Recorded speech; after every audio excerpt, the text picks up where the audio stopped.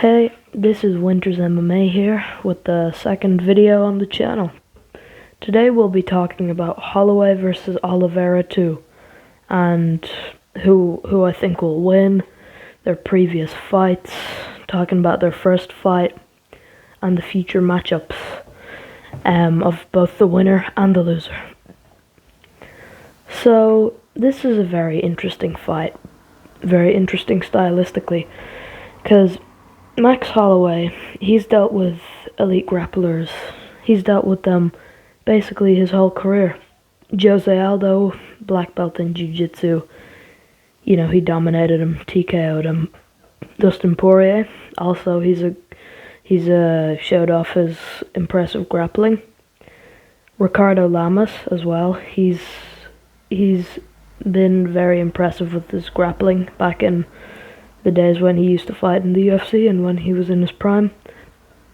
But I think Charles Oliveira's, his overall game kind of negates that.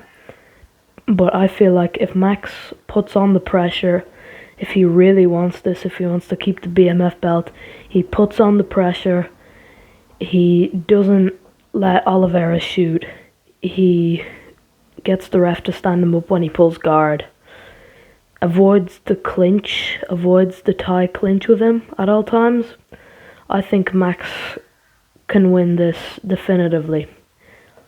But this fight is going to be a guaranteed war. Now, let's talk about Charles Oliveira. Personally, for me, he is one of my favorite fighters. Overall, his jiu-jitsu, everyone knows his jiu-jitsu is amazing. I think a lot of people know about his striking, but everyone says, his striking is very underrated, but if you look at the amount of people saying that, you can hardly call it underrated with that much popularity. He's finished fights on the feet. He's faced adversity. Almost every fight he gets dropped, which isn't good for his long-term health or his chin, but he makes it work.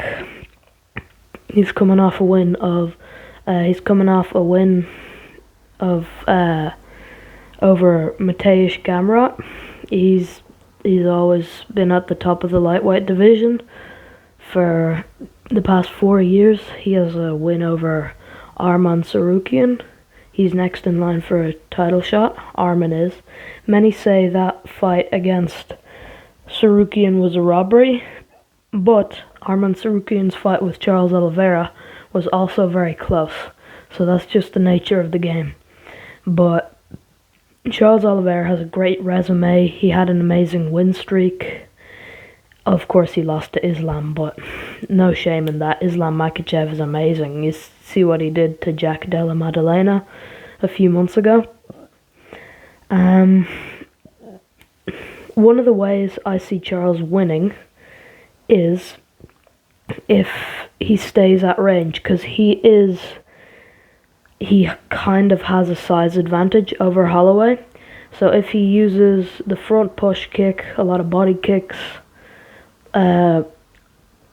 just a lot of straight punches, jabs, crosses, maybe a head kick here and there, I can see him winning this. I'm making a case for both fighters here, as I don't want to seem biased. But yeah, this is definitely going to be an interesting matchup for Charles. Now, Max Holloway.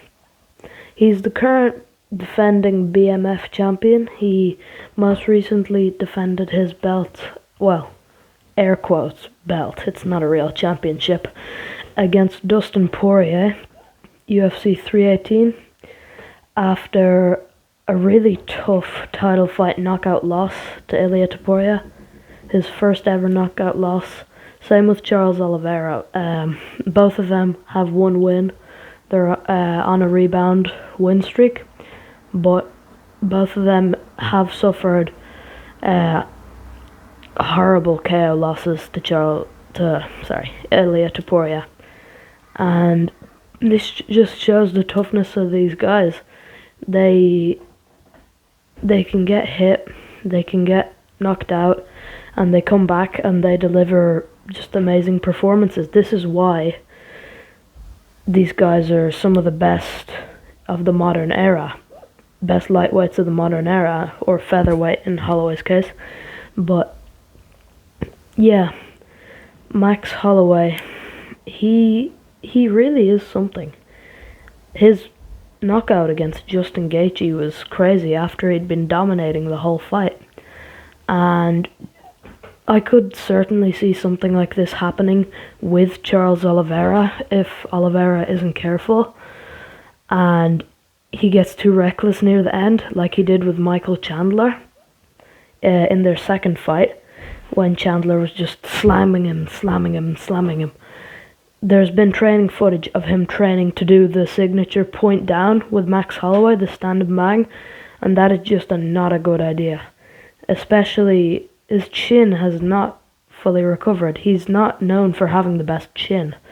And just to be training to get hit and hit more, it's not sustainable. He needs to figure out something more clinch heavy and mixing in the takedowns. But again, we'll see what Max Holloway has in store. He is just that good, and he's reminded us that again and again and again. He's great. But both of these guys, you could argue both of them are past their primes, but that's not fair on Holloway. You could say Charles Oliveira is well past his prime, well past the championship days, and I agree. He is one of my favorites, but he does only have a few fights left. That's the harsh reality. As much as I like him as a fighter and I like his performances, I do not want to see him become the next Tony Ferguson or the next BJ Penn. He has to be careful with this. He has a family, and same with these guys. Max Holloway has absorbed the most significant strikes in UFC history. These guys really need to watch out for their health, but in a sport like MMA, that's not really an option. Let's talk about these guys' first fight. Holloway versus Oliveira 1. It was a fight night in 2016, I believe. It was at featherweight. Now, these two guys, they were prospects at the time. Max Holloway, I believe, was on this crazy win streak that eventually led to his capture of the title against Jose Aldo twice. Anthony Pettis for the interim. And Oliveira, he'd been around since 2008, I think. He'd had his fair share of losses, a lot of weight misses, adversity. He lost to Ricardo Lamas, Anthony Pettis, Jim Miller, Donald Cerrone, just to name a few of those. And it seemed like it was kind of over for him. He'd kind of remain a journeyman for the rest of his days. And this fight, it really made people think that.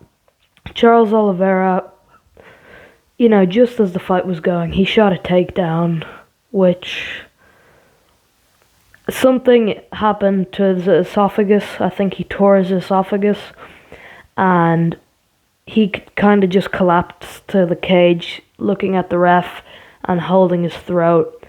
And yeah, it was kind of over from there. The ref stopped the fight as soon as Holloway stepped in, throwing a few pitter-patter shots to the body. It was good he didn't hit him in the head. Holloway didn't hit Oliveira in the head, because that could have caused even more damage. It was labelled as a TKO stoppage due to an injury. It was quite unfortunate, really. The fight was just going. We didn't get to see a real winner. And yeah, it was kind of a dud. But now, these two guys are at very different places in their careers. Both are former champions. They're kind of getting older. I wouldn't say they're really past their prime. You could make that argument for Oliveira. Um, they're kind of just there in the division at the very top. I wouldn't say they'd challenge for a title again, or maybe they do, but if they do challenge at a title, most likely at 155, I wouldn't say it'd go their way. Look what happened with Charles and Topuria, with Holloway and Topuria. It's different for these guys now. They need to kind of know their place in the division. They can't be demanding a title shot over a win, off a win over someone like Dan Hooker. That just wouldn't make sense for the division.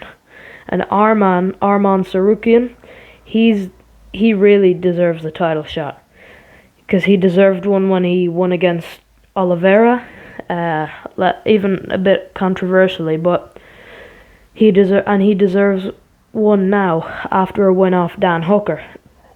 So, yeah.